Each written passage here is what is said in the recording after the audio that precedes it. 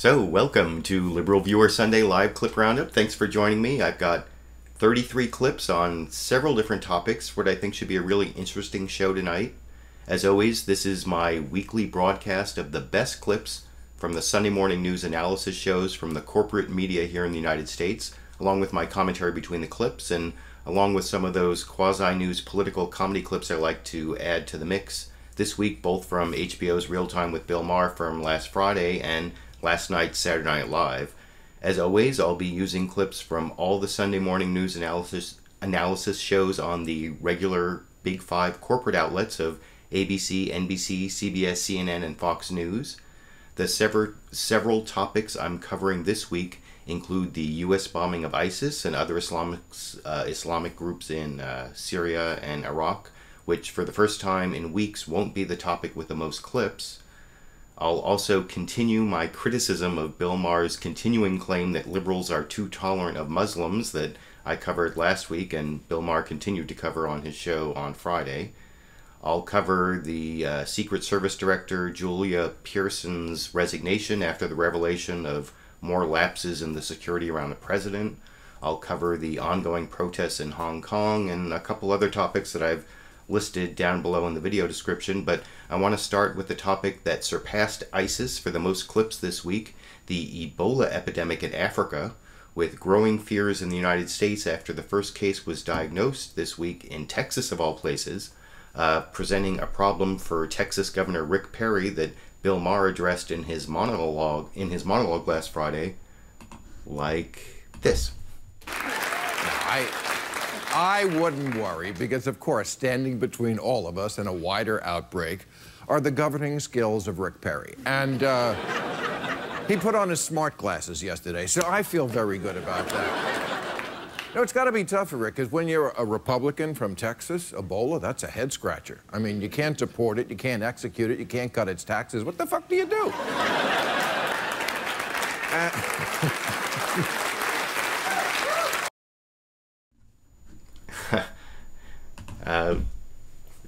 I like that joke, but Republicans actually did come up with a kind of conservative overreaction to Ebola that would cut off travel from West Africa, which I'll cover in a little bit, and that might seem reasonable if you just got your news from Weekend Update on Saturday Night Live, which joked about the weakness of our current protection from travelers coming from West Africa in the joke from Weekend Update co-anchor Colin Jost over in this clip.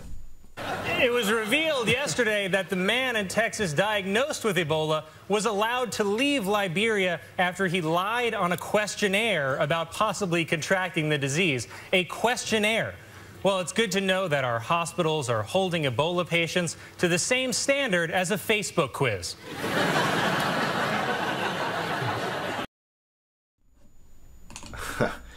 Now, that's kind of a funny comparison, and it would be worrisome if the only barriers to Ebola-infected passengers coming from West Africa was a Facebook quiz, but there's actually significantly more screening, as ABC's Dr. Richard Besser reported on This Week with George Stephanopoulos this morning, after Dr. Besser returned himself from Liberia in a story that began with a pretty gruesome scene of a body being taken off the streets of Liberia that turned out to be a person who actually wasn't dead yet, as you can see over in this clip.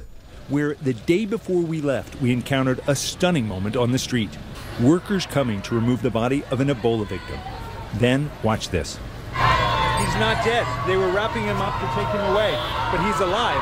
He's moving his arm, but they almost took him away to the crematorium. I've seen health workers stretched to the limits, from the streets to the Ebola wards, working valiantly to save lives and stop the spread of the disease. We've been here a week. It's time to go home.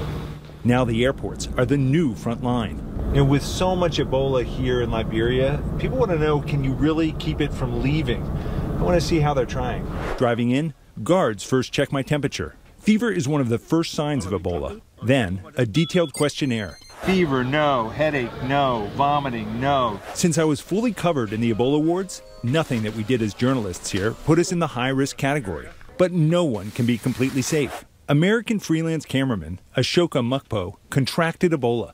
now being flown to a hospital isolation unit in Nebraska for treatment. Back to that questionnaire, where the information is key. This is a really good screening questionnaire, but it's only going to work if people read it carefully and tell the truth. Eric Duncan, the Liberian, now in critical condition in a Dallas hospital, did not. He had been in close contact with an Ebola victim days before boarding a plane from this airport, and he didn't tell authorities.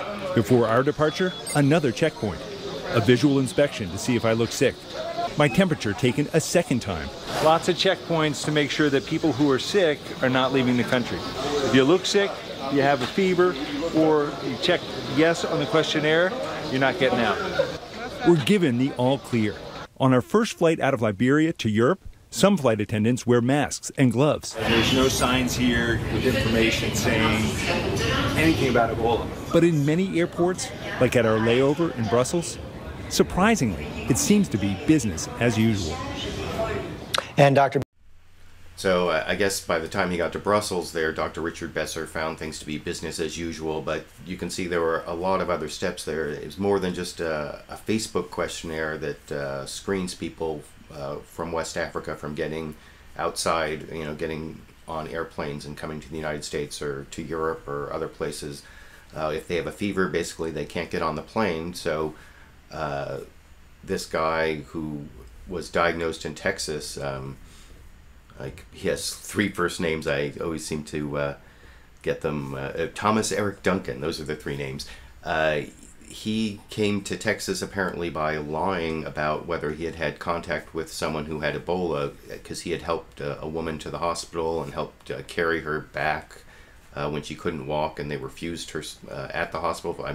Probably this is old news to people who've been following the case during the week, because that was pretty well known by now, but there are some new factors about some of the missteps that happened in Texas that are some more recent revelations. Not just that this Ebola victim was honest when he went into the emergency room and said he had just traveled from Liberia, and originally supposedly that didn't get passed on, and now it turns out it may have gotten passed on, and there were some other missteps in the way the local hospital and health system handled the case. That was reported on CBS Face the Nation this morning. They had their reporter Manuel Bojorquez reporting on that, and then in a Q&A with Bob Schieffer talking about some of the missteps, and also why he had these problems and how many people might have been infected in Texas over in the story, the report from CBS Face the Nation here. Bob, he has been in an isolation unit here at Texas Health Presbyterian Hospital for almost a week. Doctors say he has slipped from serious to critical condition. Health officials here have been trying to reassure the public they can stop this virus from spreading after a series of missteps. As you mentioned, he was released initially by the hospital. After a first visit to the ER, he complained of a fever and abdominal pains, but was not tested for Ebola. That may have put other people at risk. 4 family members he shared an apartment with have now been taken to an undisclosed location, but there was criticism they were not immediately quarantined. The apartment has now been decontaminated, but officials also were criticized for waiting 3 days to make that happen. Now health workers have fanned out across the city. They are monitoring 50 people who may have had contact with Duncan. They say only 9 of those are believed to have had close contact, and so far none has shown symptoms. Bob? Is there any more explanation, Manuel, as to how they let this slip through after he told them he had come from West Africa? At first, the hospital said there was a flaw in the way electronic records interacted between a nurse who knew Duncan had been in West Africa and the doctor who treated him. Now they're saying there was no flaw, and the team did have access to that medical information about his travel history, but they've yet to fully explain why he was released. Yeah, so they haven't explained exactly why he was released.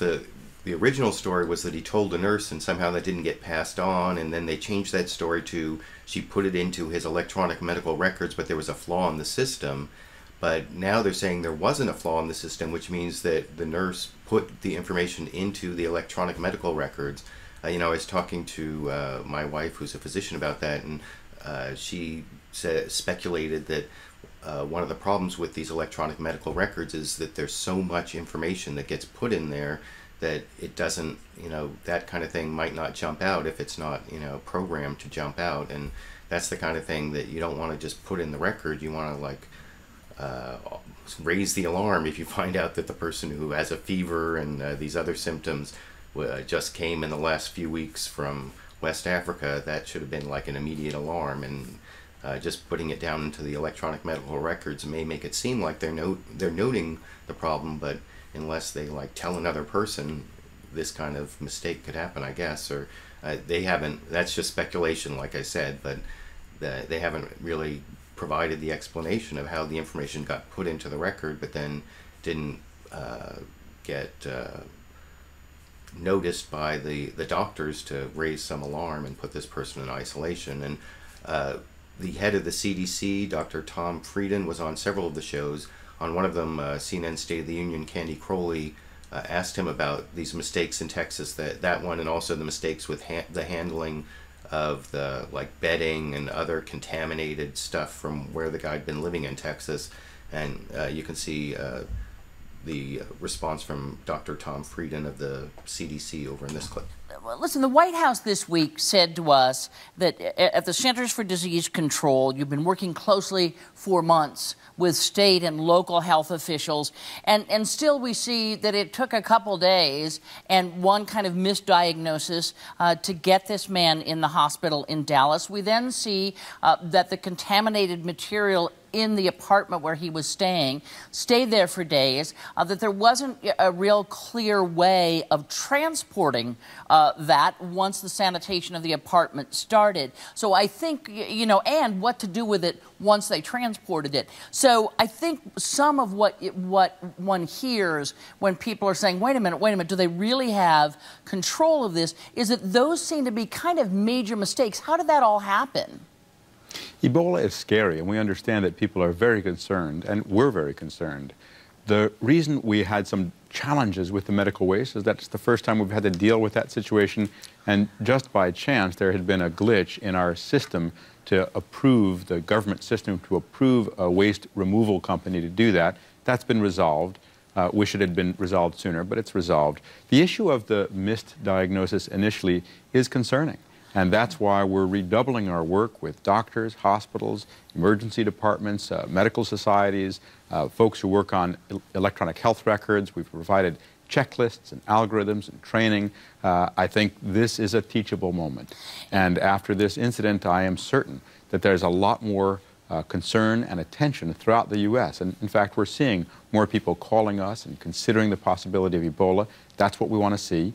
We don't want people to not be diagnosed. We want to make sure that if people come in and they've been in any of these countries within 21 days and they've got a fever or other symptoms that might be Ebola, immediately isolate, immediately contact the local health department and get them tested. But now, one thing that Dr. Frieden said there that gave me a little bit of confidence, or that made some sense to me about being more optimistic, is the fact that they had this screw up in Texas is going to be a warning, or like an alarm call to everyone everywhere else that they can't have this screw up again. So maybe it will be a teachable moment. And because one of the things about the Texas hospital that's so concerning is they just trained like a week before on how to handle Ebola, and then when someone came in with Ebola symptoms saying he'd just come from Liberia, they didn't immediately set off the alarms and put him in isolation, and they sent him home for like 2 more days, which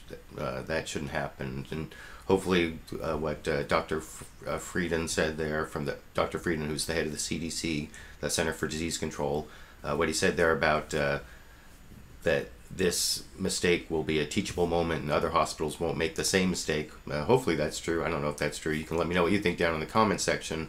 But one of the things about the mistakes is in a couple places over on Fox News, in clips I'm not going to show, but also Chuck Todd over on NBC's Meet the Press kind of took this mistake and rolled it in with the Secret Service and the Obamacare website and like a whole bunch of other government mistakes. And asked the advisor to the president, White House senior advisor Dan Pfeiffer, over on his show, if people were just losing trust in the government, and that's why people are so scared about Ebola.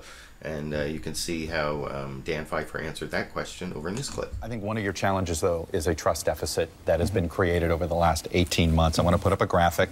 Whether you believe it's fair or not, it is a fact about all the different sort of government gaps over the last 18 months. Edward Snowden stealing NSA files, the VA faking wait times, IRS losing emails, healthcare.gov doesn't launch. The president himself saying U.S. intelligence agencies underestimated ISIS. The DHS, the border failure with that surge over the summer, sort of failure, and of course the Secret Service.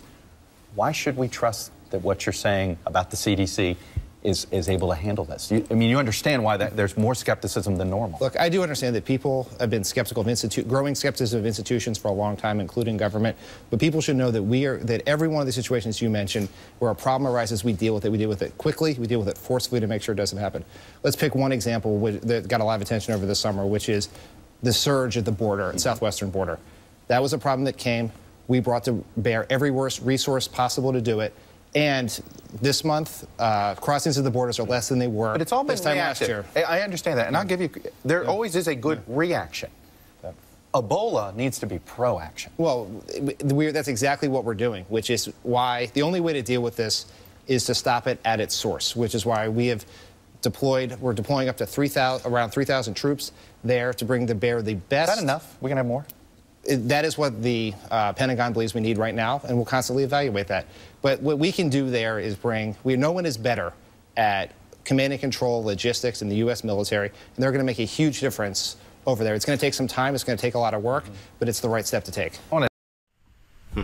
Now, I don't really disagree with what senior White House advisor Dan Pfeiffer was saying there on Meet the Press. The only thing is, the way he was saying it didn't really instill me with much confidence, especially after that long list. One of the things, I don't know why Chuck Todd included the stealing of documents by Edward Snowden. I mean, maybe the things the documents reveal, that might really give me less faith in the government, but the fact that Edward Snowden was able to whistleblow those documents, in some ways that gives me more faith in the government, that there actually is whistleblowing going on. So I'm not sure what that was doing on the list, but maybe giving NBC's Meet the Press a little benefit of the doubt there. They were actually talking about what the documents revealed and not the fact that they were stolen. It was just a poorly worded way of summarizing it. But I actually got a little more confidence, like I said, from what Dr. Tom Frieden said to Candy Crowley over on CNN's State of the Union, and he was also on NBC's Meet the Press. And at the very beginning of his appearance, in his first answer to Chuck Todd, I think he also did a better job of instilling confidence, saying we don't need to panic and we're going to stop this in its tracks, all the things that you would expect him to say, but for some reason the way he said it, I believed a little more than I did when I heard it from Dan Pfeiffer over in this clip. Well, it's really understandable that people are scared. It's a deadly virus, but you have to go back to basics. The bottom line here is we know how to stop it. It's not going to spread widely in the U.S. for two basic reasons. We can do infection control in hospitals, and we can do public health interventions that stop it in its tracks. We do that by identifying every possible contact, monitoring them for 21 days, and if they get any symptoms, isolating and monitoring them as well. That's how you stop Ebola. That's how we've stopped every outbreak. In fact, just this past week, we reported on our experience helping Nigeria stop their importation of Ebola. So yeah, I thought that was a better answer, or at least gave me more confidence than what I heard from Dan Pfeiffer. And if you think that Dr. Tom Frieden, the head of the Centers for Disease Control, was just giving raw optimism about everything, he actually kind of had a pessimistic answer about when we should expect vaccines and cures for Ebola. Also talking to Chuck Todd on NBC's Meet the Press over in this clip. The drug pipeline is going to be slow, I'm afraid. The most promising drug, ZMapp, there's no more of it, and it's hard to make. It takes months to make just a bit. So many people are working on, can that be accelerated? We're also looking at vaccines, and there are a couple of promising vaccines that are already in initial trials. And if those were available, we would be able to use them for healthcare workers and potentially in other places if they work. So we've got to figure out as quickly as possible whether they work. But even without drugs or vaccines, meticulous clinical care, just restoring a patient's fluid balance, can save a lot of lives. And in Africa, we're seeing some of those makeshift hospitals providing that good fluid care that's doubling survival rates there. Now, that sounds pretty good, although the thing about doubling survival rates, I think that up until recently, Ebola was having like a 90% fatality rate. So that means if you double the survival rates, it's from 10 to 20%. I guess if you're in that extra 10%, that's good. But I guess going from 10 to 20% doesn't sound as good as doubling the survival rate might sound. I also want to show another clip of Dr. Tom Frieden, this one back from CNN State of the Union, where he was talking to Candy Crowley about how it's spreading in Africa. They have a good graphic of the total number of infections and the total number of deaths during his answer, and I also like the way he differentiated between different parts of Africa and even different areas within the countries that are affected in his answer over in this clip.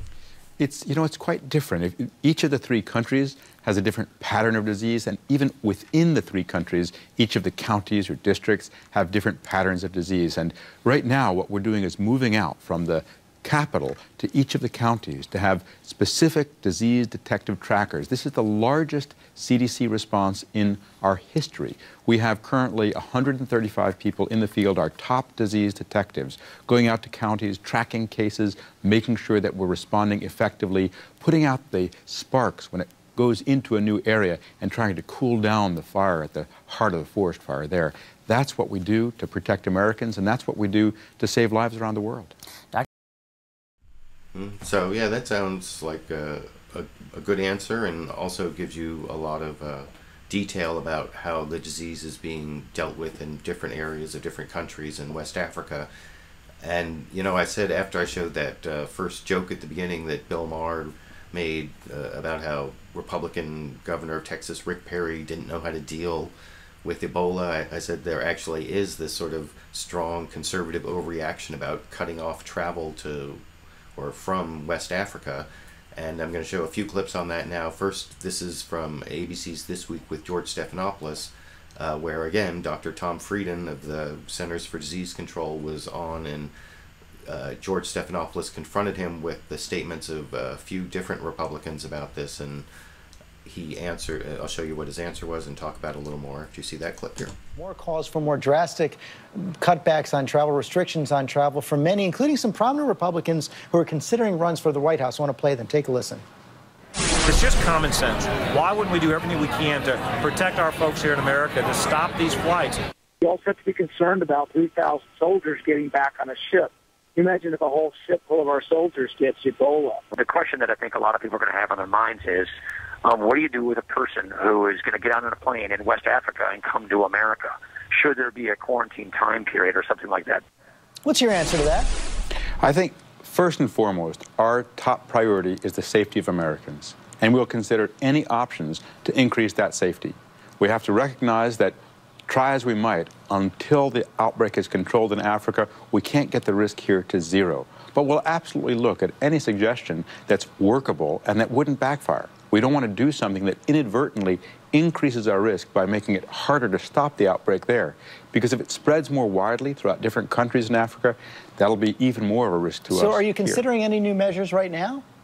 We're absolutely going to look at all of the suggestions that have come in to see what would work, what's workable, and what wouldn't have unintended consequences of actually increasing our risk.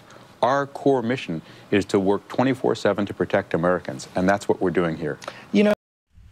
So, I don't know, I think that what Dr. Frieden said there makes more sense than those clips from Paul Ryan and Rand Paul and the Republican overreaction to, you know, cutting, and Bobby Jindal. You know, Rand Paul is actually a doctor, an ophthalmologist, and Bobby Jindal is supposedly, you know, he has a degree in biology, even though he's not sure he believes in evolution anymore, and once said that the Republicans should stop being the stupid party, and now that he wants to run for president, it's like becoming more anti-science. And that's the problem with this Republican position. It's kind of anti-science. And I want to show a reaction. That was Dr. Tom Frieden of the Centers for Disease Control. Another doctor who was on a couple of the shows was Dr. Anthony Fauci from the National Institutes of Health. And he's also kind of famous as one of the discoverers of the AIDS virus, or the HIV virus, and AIDS and all that. I think I seem to remember seeing some TV movie where he was played by Alan Alda. And anyway, he responded to, over on CBS's Face the Nation, Bob Schieffer asked him about this, I think just the Rand Paul comment, you know, how we could have a whole ship full of troops get sick with Ebola, and here's how Anthony Fauci responded to that over in this clip. Republican Senator Rand Paul, who is also an ophthalmologist, a medical doctor, says that we are underestimating, in his words, the transmissibility of this disease. I don't think that there's data to tell us that that's a correct statement, with all due respect. We have had experience since 1976 with how Ebola is transmitted, and it is clear that it's transmitted by direct contact with body fluids, blood, diarrhea, vomit, or what have you.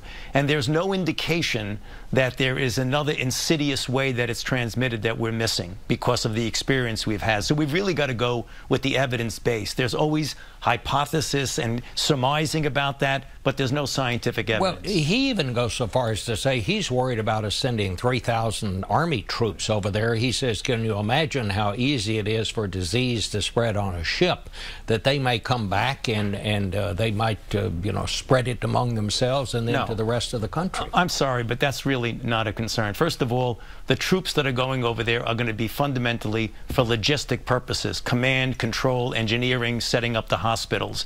They're well trained. They will not be in direct risk of, in the sense of contact with individuals. And even if they are, the protocols are in place to prevent spread from there. So I don't, and the Army does not, have any real concern that those 3,000 to 4,000 troops are going to be in danger. So there you can see Dr. Anthony Fauci also is not buying the overreaction of certain Republicans who are running for president about Ebola. I even saw like someone on, I think it was actually on Fox News Sunday, on a clip I decided not to choose because it was just pundits talking to each other. Juan Williams was saying that Republicans are trying to find a way to blame Obama for Ebola, and I don't know, that may or may not be true. But I actually want to show the Republican Majority Leader was also on CBS's Face the Nation. This is the guy who took over Eric Cantor's job when he got defeated by a Tea Party candidate. Eric Cantor used to be the Republican Majority Leader. Now it's Kevin McCarthy, who's from California, though he's from Southern California, not from around where I live. And Bob Schieffer confronted him with the same stuff from Rand Paul and Bobby Jindal, and Kevin McCarthy actually took sort of a more reasonable scientific approach, and I'll talk about that a little more after I show you that clip here. Some on the Republican side have come up with some rather drastic suggestions. Bobby Jindal, the governor of Louisiana, says flights from Ebola-stricken countries should be stopped. You heard me quote Rand Paul just a while ago. He's worried about all these soldiers coming back that the United States is sending to West Africa. What's your reaction to those kinds of suggestions? I think it's right to ask the questions. Now, I'm not a medical expert. I want to listen to the medical experts, but I do not want to ignore the challenge. So I want to look at making sure this cannot spread. We know Africa does not have the same medical treatments as we do. So we can't ignore it and let this spread around the world. It's not just our problem, Africa, it's the world's problem. If someone traveled from Liberia, went to another nation in Europe, met somebody, and then that person came to America. So how could we possibly stop all that? I don't know that the planes does that. So we've got to go to the core of the problem, solve it there, and invest in a vaccine and a treatment so we cure it once and for all. So that's an uncharacteristically reasonable answer from a Republican. Maybe it's because he's a California Republican, so they have to be a little bit more reasonable if they're going to be successful in a less Republican state, although we certainly have our share of unreasonable Republicans that do okay in some more heavy Republican districts, because, you know, so many members of Congress don't even face real challengers except in the primaries from someone more to their right for Republicans. But I also want to, speaking of local politics, I want to show a couple local officials from Texas who appeared on the Sunday morning programs First, I want to show the mayor of I think it's Dallas. Is that where the guy ended up in Texas? Yeah, I believe Dallas. The mayor of Dallas talking.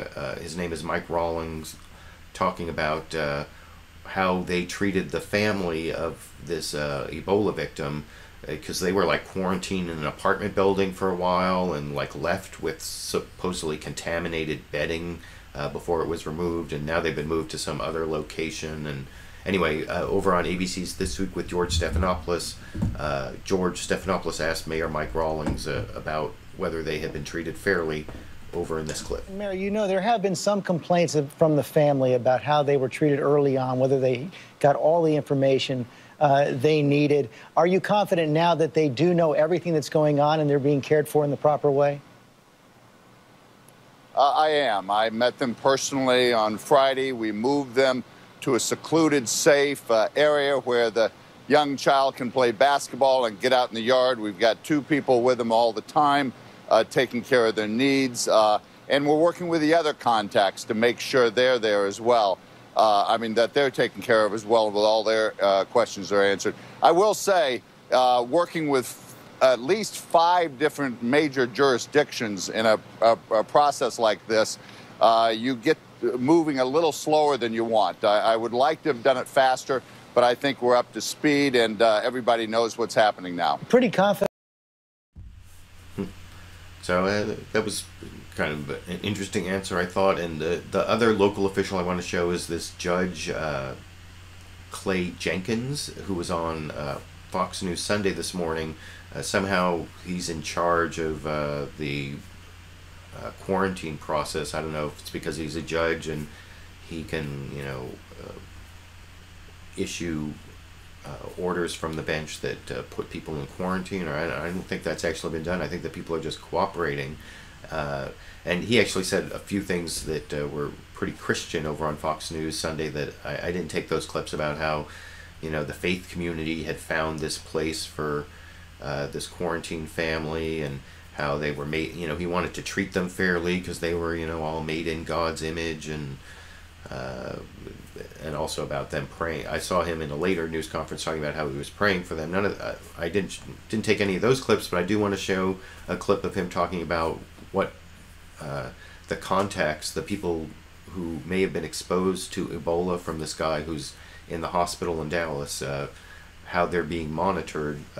There's 2 different ways they're being monitored. There's the people who had, like 9 people had really close contact, and then there's another 40 or so who had less serious contact, and they're being monitored in the way described by this Judge Clay Jenkins over in this clip. The high-risk individuals are monitored by CDC or county or both EPI team twice a day with temperature checks and full protocol. The low-risk individuals are monitored once a day on a self-check with taking their temperature, and once a day by our team. Judge Jenkins, we're going to have to leave it there. I want to thank you so much. So yeah, I thought that was kind of interesting bit of information. I didn't see anywhere else on the specifics of how they're monitoring people who may have been infected with Ebola. They don't really have to be quarantined so much because until they show symptoms, they're not contagious. In fact, in another clip I'm not showing, I did see someone describe how the initial fever, even when they get their initial fever, they're still not contagious. It's soon after that they first become contagious. So it's not really, as long as they're being monitored and their fever's being checked twice a day, they don't even have to worry about them passing it on to somebody else. I only have one more clip on Ebola before I get to the long clip on the, our liberals too tolerant of Islam. But I wouldn't be, Fox News Sunday set of clips would not be complete without one where I show like total Fox News bias. Just in Chris Wallace's defense, earlier in the program he said that some of these questions are questions that people sent in, and some of them were reasonable and some of them weren't so reasonable, but people are talking about it, so he's going to ask them. And I don't know if this question, he didn't specifically say this was a question that came from somewhere else, but it seemed like he was trying to connect or get the Ebola threat to piggyback on the threat from immigrants and the threat from terrorists, as you can see in the final clip I'm going to show on the Ebola topic over here. What are the chances, another question, what are the chances that illegal immigrants are going to come over our porous southern border with Ebola, or that terrorists will purposely send someone here using Ebola as a bioterror weapon? Okay, two parts to the question. I wouldn't be worrying about illegal immigrants coming from southern borders when we have an issue right now with Ebola in West Africa. I mean, that's a hypothetical that's very far-fetched. As far as terrorism, nature right now, Chris, is the worst bioterrorist. I'm worried more about the natural evolution in West Africa than I am about a terrorist. I also suppose... So that was Dr. Anthony Fauci, by the way, answering that kind of ridiculous question from Chris Wallace, although he did redeem himself a little in the part I cut out at the end there where he said actually Ebola wouldn't be a really good terrorist weapon because its transmission isn't very effective. There are a lot more effective bioweapons that terrorists could use. Anyway, you can let me know what you think about that clip and the rest of the Ebola clips, whether you think it's being overhyped by Republicans running for president, whether you think that the assurances we're getting from people like Dr. Tom Frieden and Dr. Anthony Fauci, if they're like overcalming us, or I think actually that the protections that are in place are probably going to be fairly effective in the United States, the way I understand it and the way I understand the transmissibility of Ebola, which it's not really an airborne virus. It requires contact with bodily fluids, direct contact with a person or their bodily fluids. So that means it can be stopped in its tracks, like Dr. Tom Frieden said in one of those clips. But you can let me know what you think down in the comment section. So the next topic I want to cover is one that I used for my excerpt clip. I do an excerpt video usually Monday night or Tuesday morning or somewhere about 24 to 48 hours after the live show I do on Sunday nights, where I take one clip out, or one or two clips, or one topic, and make it into a smaller video that gets a lot more views. And this was one of my more controversial videos. I think last time I looked it had like 142 thumbs up and 142 thumbs down, so it really split my viewership. I was talking about whether liberals are too tolerant of Islam. That was a topic that Bill Maher brought up on HBO's Real Time last the Friday before last, before my last show. And I don't think I actually did that great a job of critiquing his argument, because I do like this impromptu argument with so many different clips that I don't really spend a lot of time preparing any one argument. And that was an argument from almost the end of the show. And anyway, I forgot to mention that the big stain he was putting on Islam, female genital mutilation, actually isn't required by Islam and isn't practiced by most Muslims, and actually predates Islam and has a lot more to do with some of the old cultural practices from those places, and there are even Christians that practice it in some of those same areas. So it's not so much a Muslim problem as it is an African problem in certain parts of Africa. And my real criticism of what Bill Maher was saying is that he was attributing to the religion of Islam some of the radical beliefs of some of the people who believe in Islam. And I don't think that you can really blame the Muslim religion for that, especially because there are a lot of moderate and even progressive Muslims. I work with progressive Muslims all the time, and that's why I'm sensitive to blaming the religion when you really want to blame, you want to say that some Muslim countries are really negative in their treatment of women. And I don't think there are liberals who are unwilling to say it. At least as a liberal myself, I'm perfectly willing to criticize Saudi Arabia and Egypt and a lot of countries that aren't liberal democracies. And anyway, I'll talk about that a little more after I show a discussion between Bill Maher and Sam Harris, the well-known atheist, and actor Ben Affleck, who kind of takes my side on this, and also journalist Nicholas Kristof, who also does a good job of taking the side that I wish I'd done a better job on last week. And anyway, I'll discuss it a little more after I show you that clip where Bill Maher introduces it, talking about liberal values that I definitely agree with over here. So the other thing we want to talk about, of course, is that you and I have been trying to make the case, I think, I have anyway, that liberals need to stand up for liberal principles. This is what I said on last week's show. Obviously, I got a lot of hate for it, but all I'm saying is that liberal principles like freedom of speech, freedom to practice any religion you want without fear of violence, freedom to leave a religion, equality for women, equality for minorities, including homosexuals. These are liberal principles that liberals applaud for, but then when you say in the Muslim world this is what's lacking, then they get upset. Yeah. Well, liberals have really failed on the topic of theocracy. They'll criticize white theocracy. They'll criticize Christians. They'll still get agitated over the abortion clinic bombing that happened in 1984. But when you want to talk about the treatment of women and homosexuals and free thinkers and public intellectuals in the Muslim world, I would argue that liberals have failed us. And the crucial point of confusion, thank you. Thank God you're here. Yeah. Well, I mean, the crucial point of confusion is that we have been sold this meme of Islamophobia, where every criticism of the doctrine of Islam gets conflated with bigotry toward Muslims as people. Right. And that is it's intellectually ridiculous. Even it gets So hold on, are conflated with you racism. the person who understands the officially codified doctrine of Islam? You're the interpreter of that, so you can say, well, this is... I'm actually well educated on this topic. I'm asking you. So you're saying if I criticize you're saying that Islamophobia is not a real thing. That if you're critical of something... Well, it's not a real thing when we do it. Right.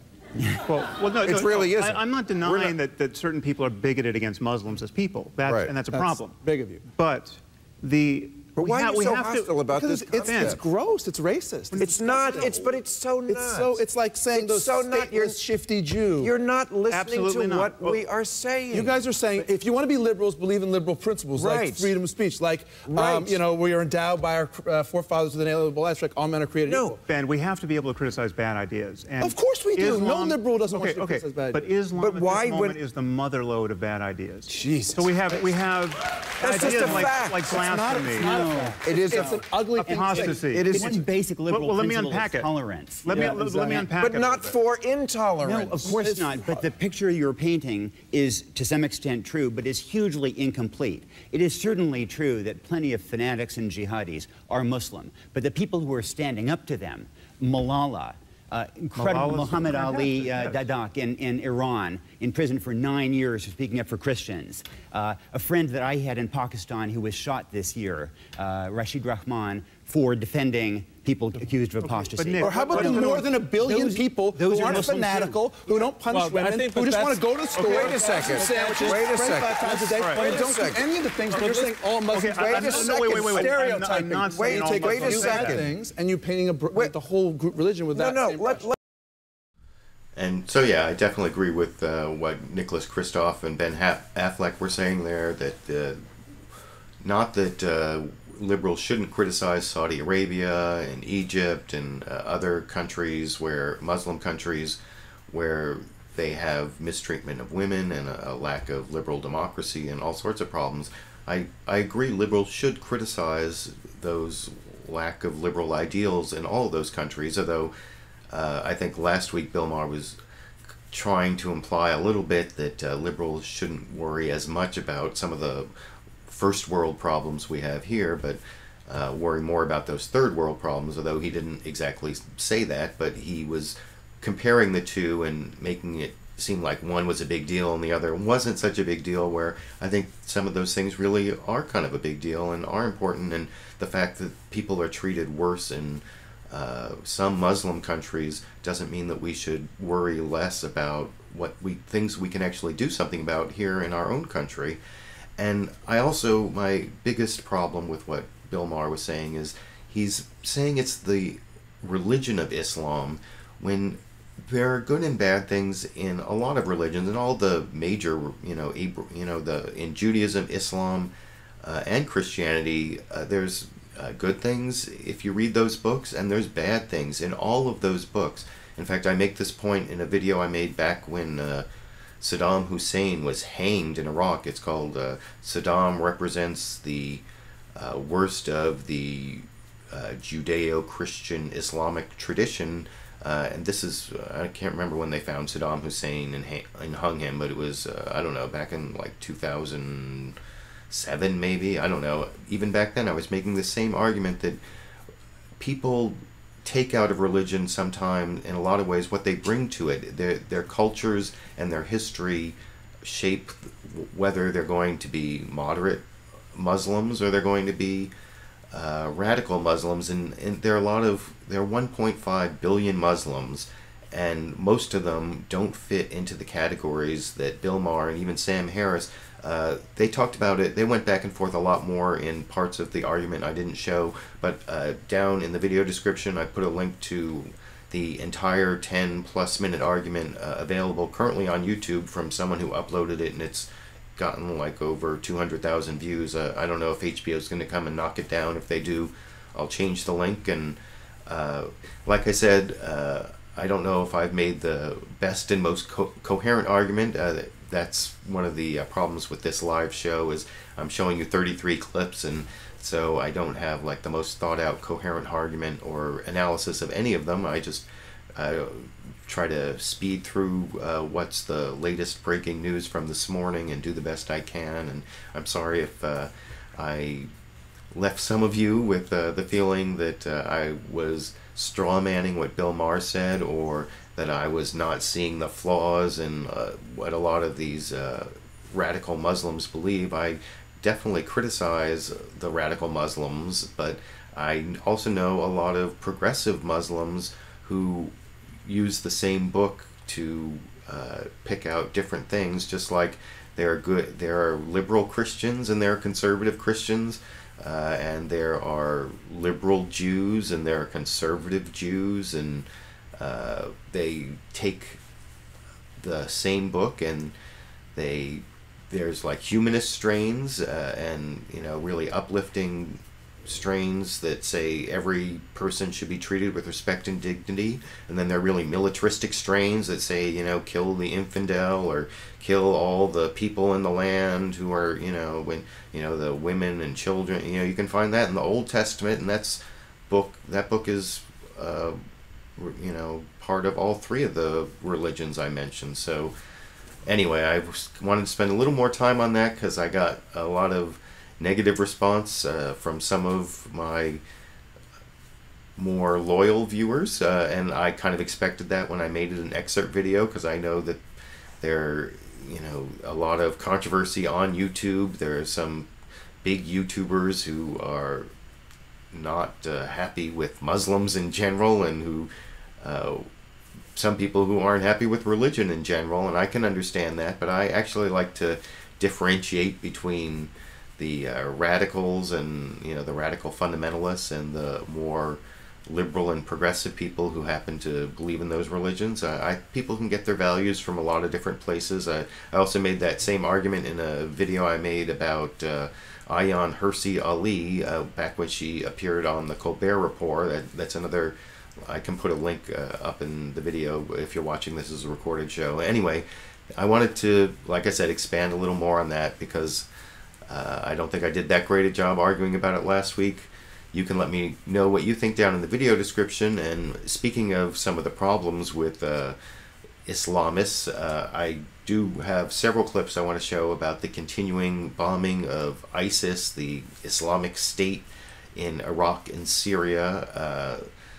There is not much new news this week, but it was discussed on several of the programs. First, I want to show a few clips from someone who Bill Maher makes fun of, but in terms of the threat of Islam, was probably pretty much on the same page as Senator Lindsey Graham, who in the first clip I want to show, he was over on CNN State of the Union, and he was very sure that we're going to require the use of ground troops, and that's one of the things that continues to be debated about whether U.S. ground troops are going to be needed in Iraq and Syria, especially combat troops, because we already have like several thousand non-combat troops, even if they even are non-combat troops, and I'll get to that issue when I get to an NBC clip a little later. But first I want to show a few clips of Lindsey Graham on CNN's State of the Union, of course giving the most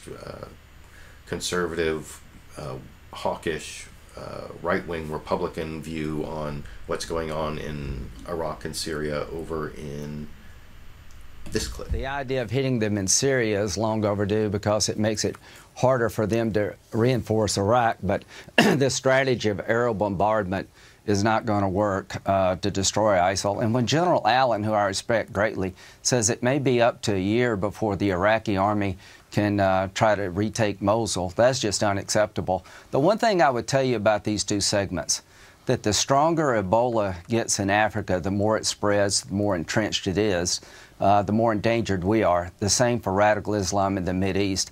It seems to be that the president is all in when it comes to Ebola. I want to compliment him for sending troops to help get ahead of this in Africa. But we've got a series of half measures with ISIL that are going to draw this conflict out and will not lead to the ISIL's destruction, which makes it much more dangerous for over here. You know, the stronger they get in the Mideast, the more danger we are here at home. So yeah, I wanted to show that clip because I like the way that Senator Lindsey Graham compared ISIS to Ebola, and thought actually President Obama has sent about the same number of troops to deal with ISIS as he has to deal with Ebola. I think there are already a few thousand in Iraq, mostly around Erbil, and of course there are probably special forces in Syria already that they're not admitting to, and but no combat troops. And like I said, I'll get to that a little more after. I'm going to show some more of Lindsey Graham. Here's how he reacts to Candy Crowley trying to tell him that there's no U.S. popular support for ground troops going back into Iraq because they didn't work for 8 years. And you'll see Lindsey Graham trying to deny that. And anyway, I'll talk about that a little more if you see that clip here. You know as well as anyone that conducting any kind of war, and conducting a war that includes U.S. ground troops, you cannot do without public support. As far as I can see in the polls, certainly there is support for what's going on now. But when it comes to ground troops, and we've now, I think, seen the first death when it comes to a U.S. Marine that was involved in some way in the fight against ISIS, there is not the public support there for another ground war where we already spent 8.5 years and it's a mess.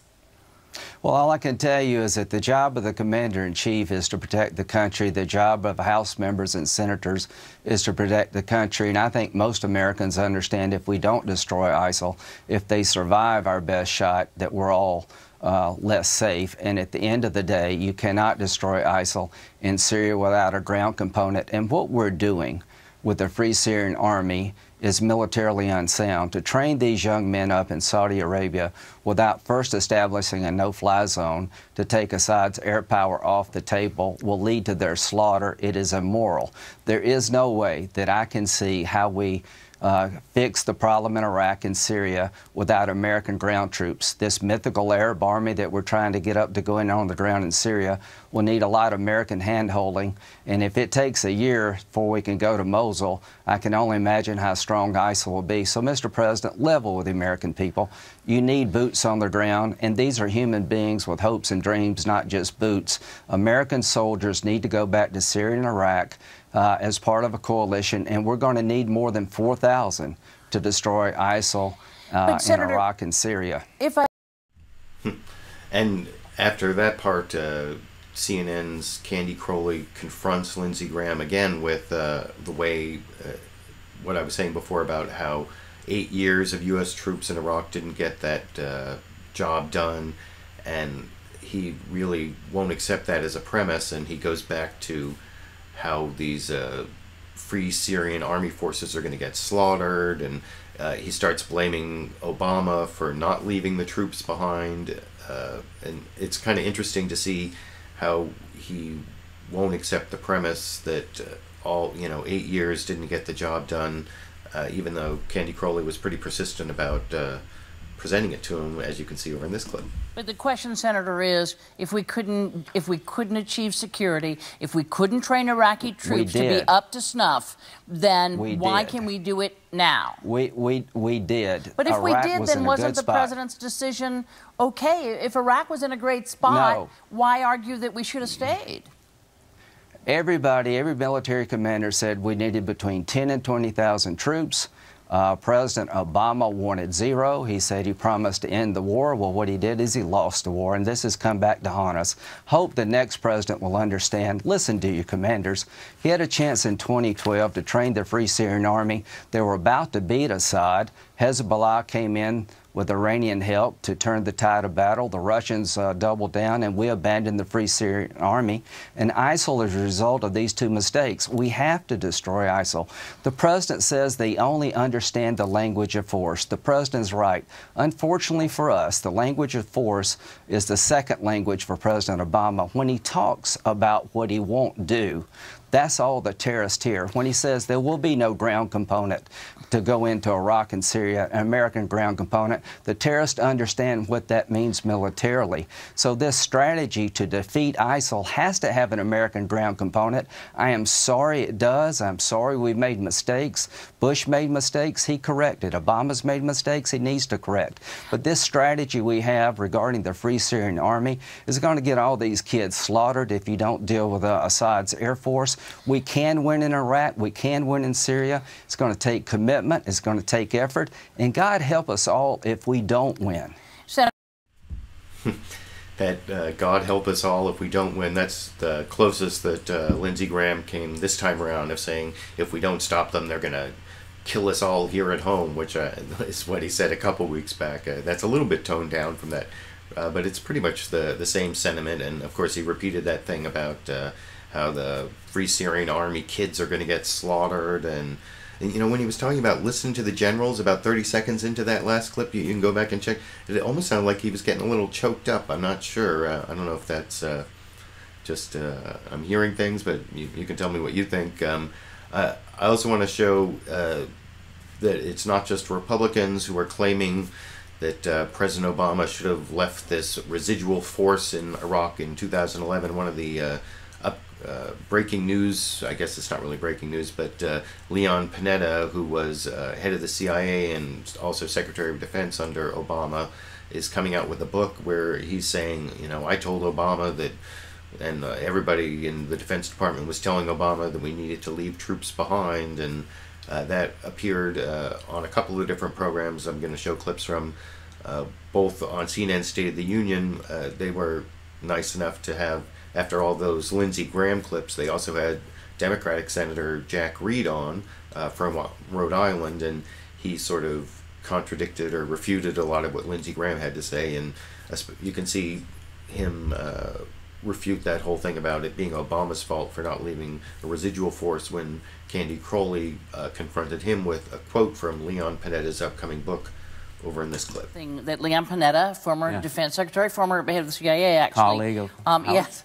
Right, said he has a book coming out, I'm sure you've heard, and this is a part of what he said is quoted by Time magazine. To this day, I believe that a small U.S. troop presence in Iraq could have effectively advised the Iraqi military on how to deal with al-Qaeda's resurgence and the sectarian violence that has engulfed the country. So basically, the man, and we all know that the president was advised to leave a troop there. He's blamed the Iraqis, you know, we've crossed that bridge. Was it a mistake? Are we there now because U.S. troops did not stay, regardless of whose fault it was that those troops didn't stay there? I think first you have to put this in the context. The context, first of all, we're still living with the consequences of the war in Iraq, which I oppose. I thought it was a strategic misjudgment. The second consequence is the agreement that President Bush signed with Prime Minister Maliki, ratified by the Iraqi parliament, that all American troops would leave at the end of 2011. So when President Obama... Absent an agreement on status of forces. It wasn't a question of absent agreement. It was they were leaving. What the hope was, and it was, I think, a sincere hope, is that the interim something could be worked out. But the leverage we had in 2008 was much less than the leverage we had in 2011. And we also had a situation where we were depending once again upon Maliki, his goodwill and his good wishes. And there are discussions about how he was willing to entertain some troops and willing not to entertain it. But I think what we've seen in subsequent years is Maliki's ability to govern and his interest for the state of Iraq is less than his own personal survival, his own sort of Shia community. So the situation is, one, I think, you know, every military commander would have liked to see, and I think the administration would like to see the continuation of troops. But the Iraqi government wasn't prepared to make the same guarantees that we felt were necessary. And the second dimension goes back to what I said previously. The combination of what we're seeing today is not just simply the effectiveness of the Iraqi military force, it's the political alienation of the Sunni community by Maliki. And that probably would have proceeded without, even if we had some troops on the ground. So yeah, I think that is a good rebuttal of what Lindsey Graham was claiming about blaming President Bush, blaming President Obama for not leaving troops behind rather than President Bush for negotiating the agreement. I think actually Senator Jack Reed there, when he said we had more leverage in 2011 than we had in 2008, he got that backwards if you go back. But you know, that's just one of those mistakes people make on live TV. But the fact is we had more leverage in 2008 than in 2011 as to whether we were going to get the status of forces agreement, because that's when we agreed to withdraw all troops, and that was the agreement in place unless we negotiated something else. And I didn't show all the clips on that, but I am going to show one more clip on it. This is from Fox News Sunday. They had on Senator Kelly Ayotte, and of course they didn't have a opposing view. On CNN State of the Union, they had on Senator Jack Reed after having on Senator Lindsey Graham. Over on Fox News Sunday, that Kelly Ayotte was the only one who they asked about what Leon Panetta had said, and of course it wasn't a confrontational question, it was kind of like teeing up what she wanted to express to tear down the Obama administration using this quote from Leon Panetta that I'll talk about a little more if you see that clip here. On you, former Defense Secretary Leon Panetta has a new book out in which he blasts President Obama for failing to push Iraq to keep a residual force of U.S. troops there after 2011. Panetta writes this: those on our side, he's talking about the Pentagon, those on our side viewed the White House as so eager to rid itself of Iraq that it was willing to withdraw rather than lock in arrangements that would preserve our influence and interests.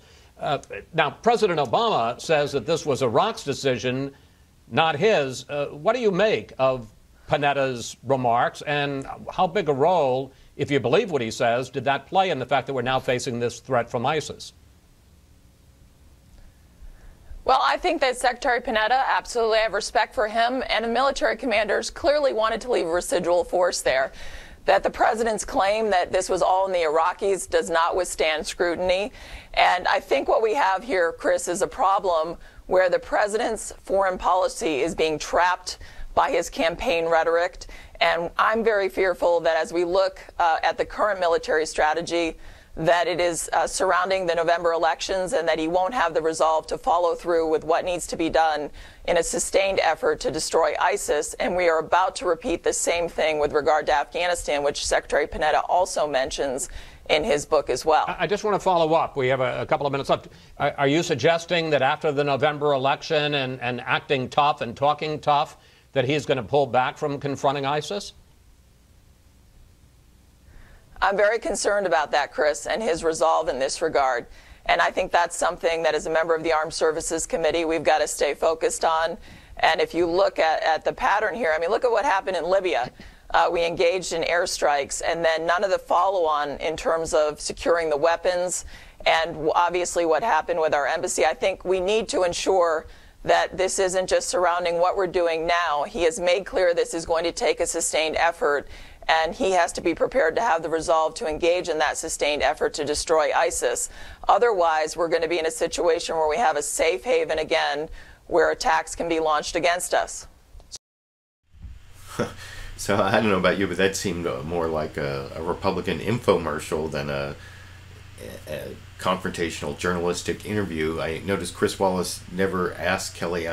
She was questioning the president's commitment based on nothing that I can I wish what she said was true, that we're not going to keep this bombing campaign. It's not going to escalate, and that after the election, President Obama is going to back down. But I don't really see any evidence of that. It seems like there's this long-term, this 3-year plan that's going to outlive President Obama in terms of, outlive him politically, because he's going to be no longer president when this operation is still going on. So I don't know where she came up with that. And Chris Wallace let her, sort of like prompted her to give that whole argument, never asked her about her own commitment or congressional commitment.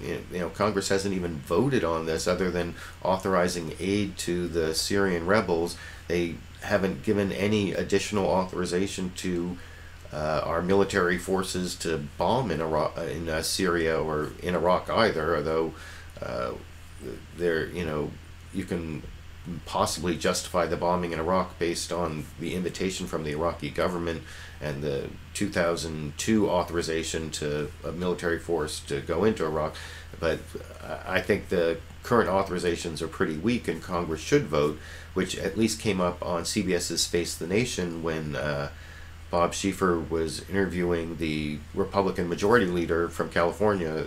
I showed him before talking about Ebola. Here he is talking about ISIS and whether Congress should authorize the use of force, and whether whether they should vote on it, and whether he's in favor of it. And he kind of weasels out of both of them, saying, this is the standard Republican line is, well, President Obama has to call on us to authorize it before we can debate it and vote on it, which I think that's a pretty bogus argument. You can let me know what you think after you see Kevin McCarthy, Republican from California, majority leader in the House of Representatives, make that argument on CBS's Face the Nation this morning here. Should the House, should the Congress vote on this, take a vote either endorsing or take some other action on this? Well, the current actions we're taking now, the president has the legal authority to do. If he wants to expand this, it has to come back to the House. And the House, the minute the president asks for authorization, we will debate it, and we'll take it up no matter what time he wants to call that, if he does. Do you think it would pass the House right now? Just a guess? I see the threat before us.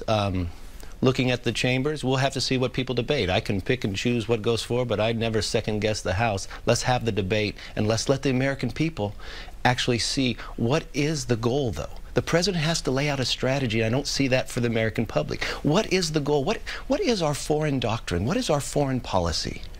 What? So that seems like someone using a current crisis to sort of mold it into their pre-existing political argument. That's what Republicans, how can we use this current crisis to criticize the president? It is basically what I see in a lot of the clips that I show you. And speaking of people trying to use the current crisis to mold it into their current argument, also from CBS's Face the Nation, Bob Schieffer had an interview with Israeli Prime Minister Benjamin Netanyahu. I think I may have forgot to put that in the listing of guests. I'll have to add that afterwards. But he used the current ISIS situation in Iraq and Syria to talk about the danger from all these Islamic groups that are all trying to be king of the Islamic hill or something like that. And then, of course, said the real threat is, of course, Iran's nuclear program. That's the #1 threat that you'll always hear from Benjamin Netanyahu for the last several years, and all the clips I've played over many different shows. And here it is on CBS's Face the Nation this morning here. I mean, ISIS has got to be defeated because it's doing what all these militant Islamists are trying to do. They all want to first dominate their part of the Middle East and then go on for their twisted idea of world domination. The difference between ISIS and Hamas and ISIS and Iran and so on is they all agree that the world should be an Islamist hill, but they all want to be, each of them wants to be the king of the hill. That's what they're really fighting about. Essentially, they want to accumulate enough power to then carry out their mad ambitions. So that's the danger with ISIS. It's creating a state. It's got 2 million petrodollars a day. It's got weapons it's taken over from the Iraqi army and so on. And it's dangerous, no question. But if you think ISIS is dangerous and should be defeated, as I do, and I completely support President Obama's effort in leadership in this regard, then think how much more dangerous Iran is. Iran doesn't have 2 million petrodollars a day. It has 100 million petrodollars a day. And it's working on obtaining nuclear weapons. And that would be, I think, a pivot of history. I think it would endanger the future of our common civilization. So that should be defeated, and that should be prevented. On this. So, yeah, I don't know exactly what's going to happen with the nuclear talks going on with Iran. I know there's been a lot of clips I played on LiberalViewer Sunday live clip roundups in the past showing that Israel's not really happy about those negotiations because they're afraid that it's... And there's a clip I didn't show where Benjamin Netanyahu was complaining that Iran's going to be too close to, whether they say like a screwdriver's turn away from having a nuclear weapon, or very close to having the enriched uranium they need to build one within a matter of weeks at the end of this negotiated settlement. So I think that there's a possibility that there's going to be a real deal that comes out of these negotiations, because, you know, Secretary of State John Kerry's been putting a lot of work into it and needs that. There's some mutual interest, but I don't think it's going to come up to the standards of what Benjamin Netanyahu wanted. I do want to show a couple more clips on the ISIS topic, though. These are a couple interesting clips from NBC's Meet the Press. Chuck Todd, first he had this Iraqi war veteran who wrote an op-ed on, they did this little profile, and here's sort of a longer monologue from him describing why this whole boots on the ground argument isn't being honest with the American people about how there really are already boots on the ground, and we're underestimating the force, or we're underestimating our enemy, and we're overestimating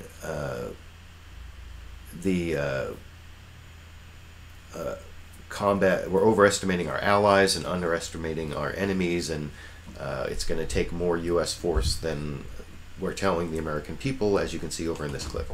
This week I'm joined by Jim Webb, who points out the president has been clear. American combat troops will not be used to take on ISIS. But Clay Hanna is not so sure. He wrote an op-ed piece in Politico explaining why. Hanna is an Iraq War veteran who served from 2003 to 2008. Here's Clay Hanna in his own words.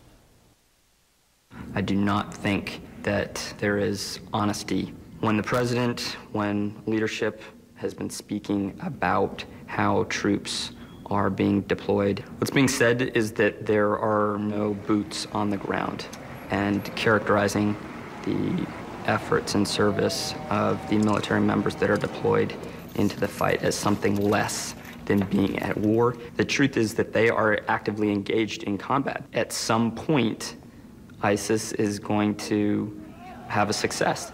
And what the military success looks like for them is a dead American soldier. We have a dangerous tendency to underestimate the enemy and overestimate our allies and their capabilities. And I see us making that exact same mistake now. We need to clearly identify who our friends are. When we give weapons and training to people who we should not trust, people who we would not let on an airplane out of our own airports, it's inevitable that down the road they will most likely turn against us. I want to see leadership in Washington take responsibility for communicating clearly with the American people. It is very personal. I feel like I have a responsibility as a veteran to speak up and ensure that there is a voice. So I thought that was an interesting perspective from this Iraqi war veteran's Clay Hughes, that was his name, I believe. Yeah, no, sorry, Clay Hanna. And I also want to show a clip where they had a former Democratic Senator Jim Webb from Virginia, who may be running for president. He responded to that clip, but they also did this introduction. You know, I've shown several clips in the from Fox News Sunday where they bring on possible Republican candidates for president in 2016 and give them these really complimentary profiles and ask them these really easy questions. Well, Chuck Todd had Jim Webb on, and I don't think he asked him really easy questions necessarily, but he did do this little complimentary profile that I'm going to show in the intro, and then asked him about the piece that the clip I just showed from the Iraqi war veteran Clay Hanna, asking about, you know, whether we're being honest about troops on the ground and whether we're overestimating our allies and underestimating our enemies. And here's how Jim Webb responds to that after you see the intro about him running for president over in this final clip on the whole ISIS topic for my show tonight here. This week I'm joined by Jim Webb, who points out he's just a potential candidate for president in 2016. He certainly has a unique resume. Webb is a former Marine and served in Vietnam, where he won a Navy Cross for extraordinary heroism, as well as a Silver Star, 2 Bronze Stars, and 2 Purple Hearts. In the 80s, he served in the Reagan administration as an Assistant Secretary of Defense and Secretary of the Navy.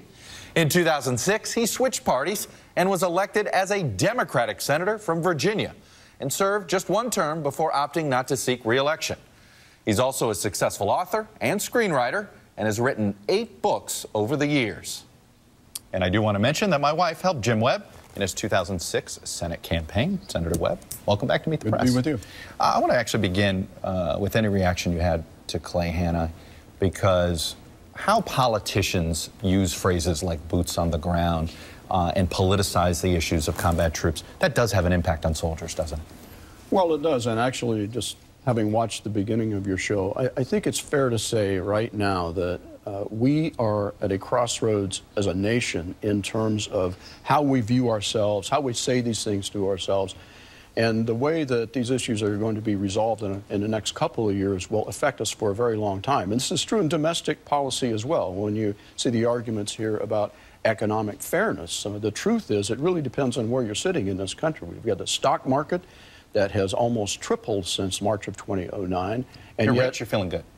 Yeah, exactly. If you've got capital, you're feeling pretty good. But average salaries have gone down. Loans to small businesses have actually decreased. And we have a criminal justice system that's embarrassing. And all of the country should be focusing on that, too. And in foreign policy, what you're hearing from this former soldier is something that we're seeing a lot of countrywide, and that is that we have not had a clear articulation of what American foreign policy is, basically since the end of the Cold War. So when you're looking at places like Iraq and Syria, you're seeing policies that can't be clearly articulated. You're basically saying... And the part I cut off there is Chuck Todd saying, you're basically saying Obama doesn't have a foreign policy, and Jim Webb says, well, I'm saying that for a long time we haven't had a clear foreign policy. And he did say since the end of the Cold War, although it is kind of a passive-aggressive dig at possible other Democratic presidential candidate Hillary Clinton, since she was Secretary of State and she was in charge of foreign policy, although she's already tried to separate herself from President Obama's foreign policy a little bit, as I've covered in some previous shows.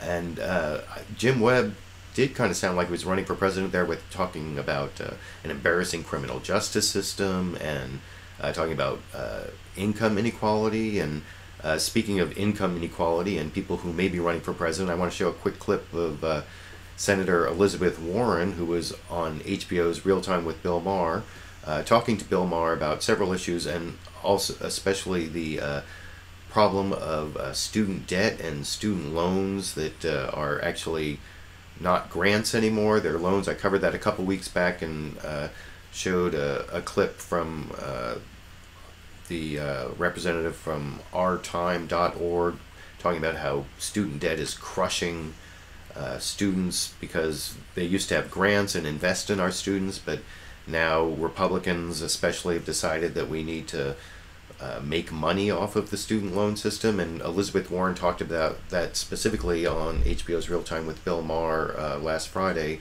and I'll talk about that a little more after I show you that clip here. So let me just take one little slice of the loans. The loans from 2007 to 2012, just that part of the student loan portfolio, is on track right now to produce, after you pay the costs of the funds, after you pay the bad debt losses, after you pay the administrative costs, is on target to produce $66 billion in profits for the United States government. Right now, this country is taxing young people who are trying to get an education and taxing them to say you have to pay extra unless you're born into a family that can just write a check for college. You have to pay extra, and you know why you have to pay extra? So that we can keep tax loopholes open for millionaires and billionaires. This is about as wrong as it gets, and this is something we should be fighting. Okay, I agree with that. But what about people who don't want to go to college and they say, you know, you're subsidizing blue-collar taxpayers who don't go to college, you're subsidizing people who do. But that's the point. They're not subsidizing. Right now, it's kids who go to college and have to borrow the money, who can't afford to write a check up front. They are subsidizing the millionaires and billionaires who want to keep open their tax breaks. I mean, do understand. Yeah, so I think that's an even better rebuttal than the one I gave to the one a couple weeks back, Representative Jack Kingston. I understand the Republican Representative Jack Kingston, who I tried to refute a couple weeks back on the program, just lost in a primary and he's no longer going to be in Congress. But he tried to say that, you know, we shouldn't have these rich doctors and lawyers have their education subsidized by some $30,000 a year truck driver, and there are a lot of problems with that argument. But I like the one, the rebuttal there from Senator Elizabeth Warren, and I like a lot of things I hear from her. And you can let me know what you think down in the comment section. I want to cover a couple other breaking news or important news items from this morning's programs. First, I want to show a few clips on the breakdown of the Secret Service protection of President Obama.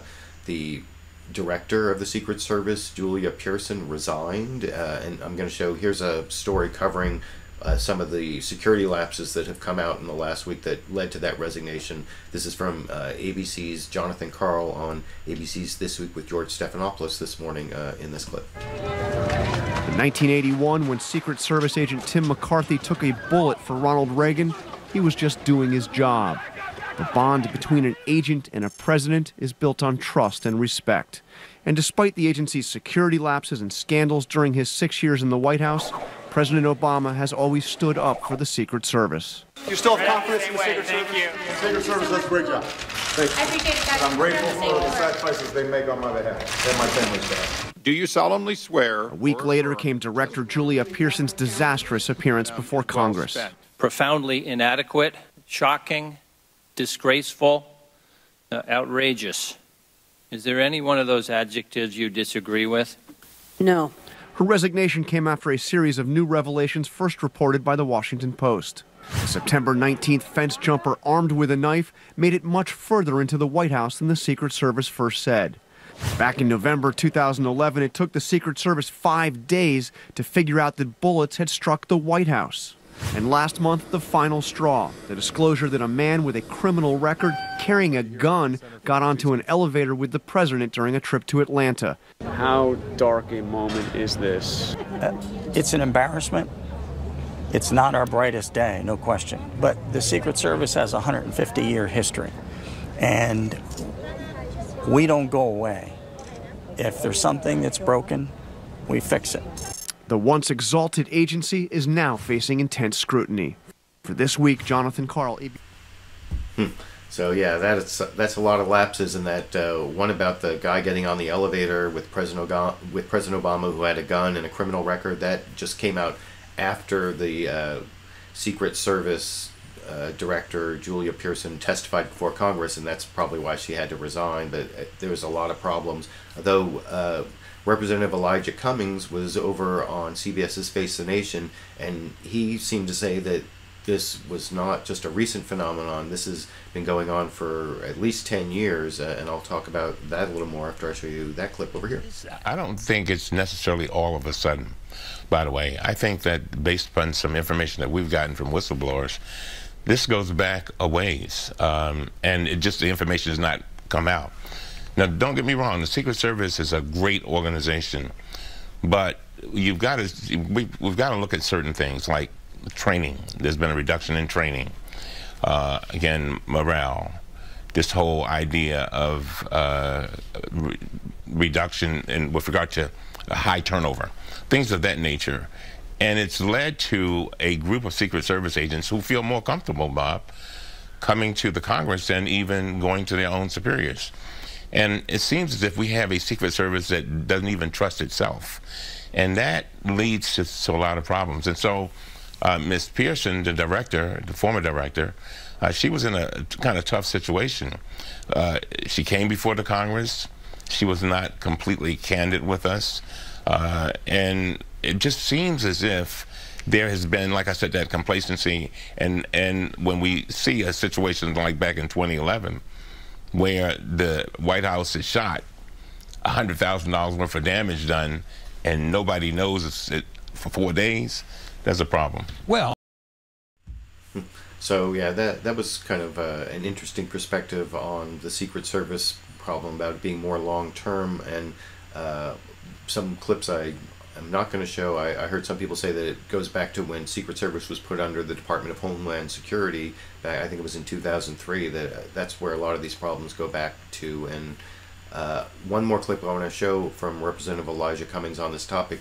Bob Schieffer asked him about something I've seen on the internet and on Facebook a lot from people I know, questioning whether the Secret Service is more lax with President Obama because of some racial issue, which I personally find hard to believe, and I'm heartened to see Representative Elijah Cummings try to disagree with that, although also recognize that a lot of people are saying that over in this final Secret Service issue clip here. There are these reports, and I know you're aware of them, in the black community, that a lot of African Americans are worried that the president is not being protected because he's an African American, and that this wouldn't be the case if he were white. 85% of all the African Americans that come to me mention what you just said. Really? Yes, and I don't agree with it, and let me tell you why. Again, we have information that this goes all the way back to the Bush administration. A lot of the problems that we're talking about now, it's just that they're coming to light. So a lot of these things existed before President Obama. And back to the present situation, the president's people have told me that he feels very comfortable, particularly with Mr. Clancy that has now come in to take over the Secret Service. So he feels good about it. And most importantly, the First Lady feels very good about it. Well, stay on. Well, that's good to hear. And if anyone is going to be someone you can trust on whether the Secret Service has some racial bias against President Obama, I guess Representative Elijah Cummings would be someone who you could trust on that. Another quick topic I want to cover that is breaking news. It was only covered on one of the 5 networks this morning, the protests in Hong Kong. And when I say one of the 5 networks, I mean on their Sunday morning news analysis show that I take clips from.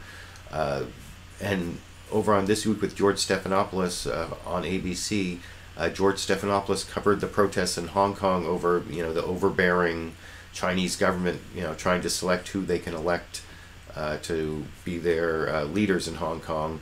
They did it as a Facebook find of all things. They have this new Facebook find of the week segment, and George Stephanopoulos introduced. Well, first I'm going to show the report from Mohammed Lila, the ABC reporter in Hong Kong, talking about what's going on there over in this clip.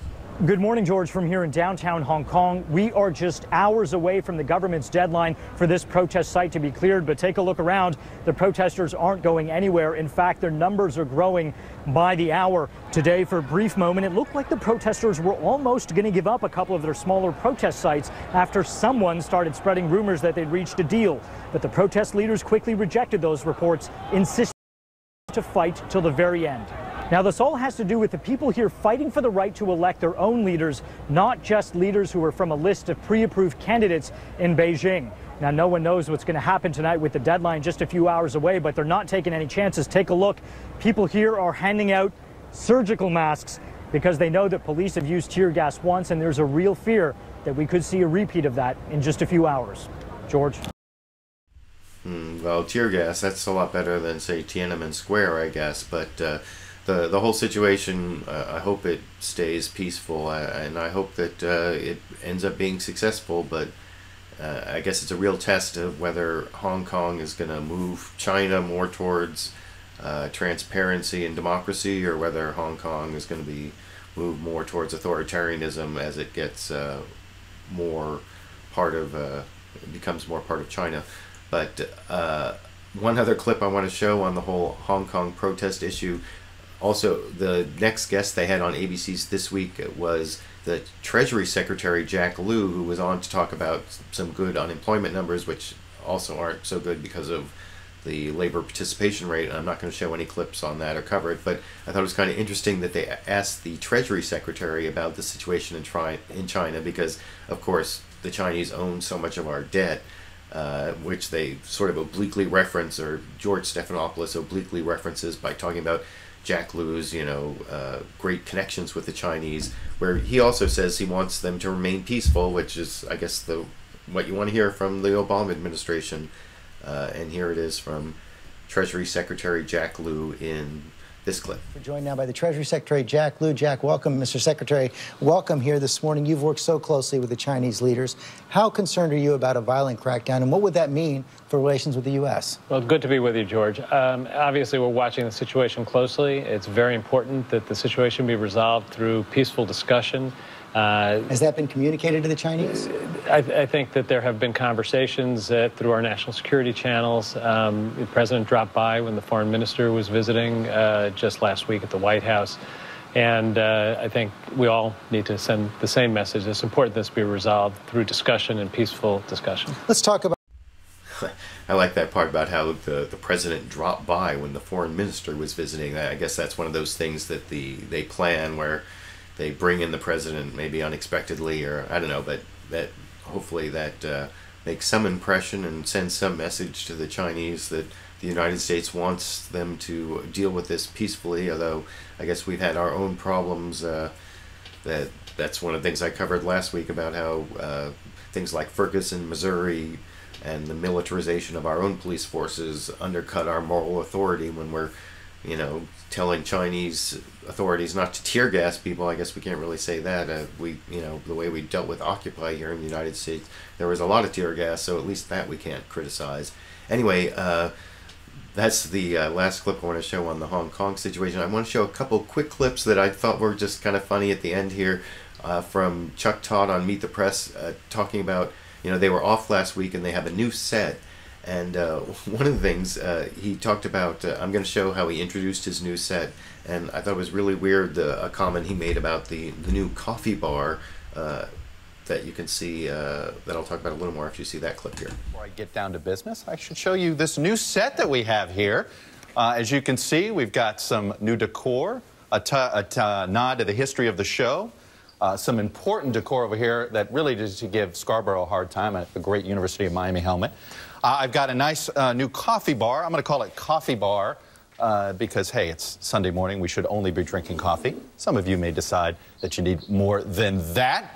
But we hope you enjoy it. It's a clean look. We like it. It's more my style.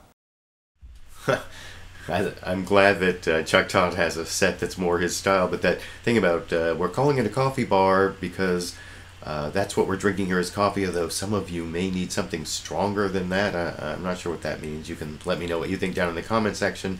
But one thing about the coffee bars, I noticed when they were introducing Republican Party Chair Rance Priebus, and I'm not going to show any clips from him, but they actually showed him sitting at the coffee bar, and Chuck Todd said something about the Republican Party not having a message, and I almost wish he'd been drinking coffee, because I don't know, you tell me what you think. I think it might have been a spit take, and I'm hoping that this new coffee bar may provide us with a spit take in the future. I don't know, it's not quite a spit take, but you can see Rance Priebus's reaction to this introduction from Chuck Todd on NBC's Meet the Press for the final clip of the show tonight here. Come back. I got the head of the Republican National Committee here, Rance Priebus, who's been, I think, amused by this back and forth. I'm going to ask him the reasons why we're not seeing signs of a wave for the GOP. Is it because his party doesn't have a coherent message? We'll be back in a minute.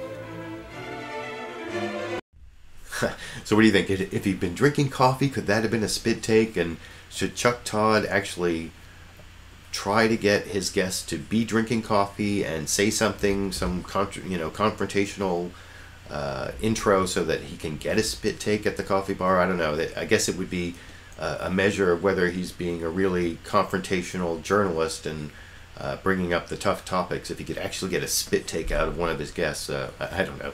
Maybe I'm overemphasizing the spit take there, but anyway, those are all the clips I want to show to you tonight. I hope you enjoyed the ones I picked out, all the different topics.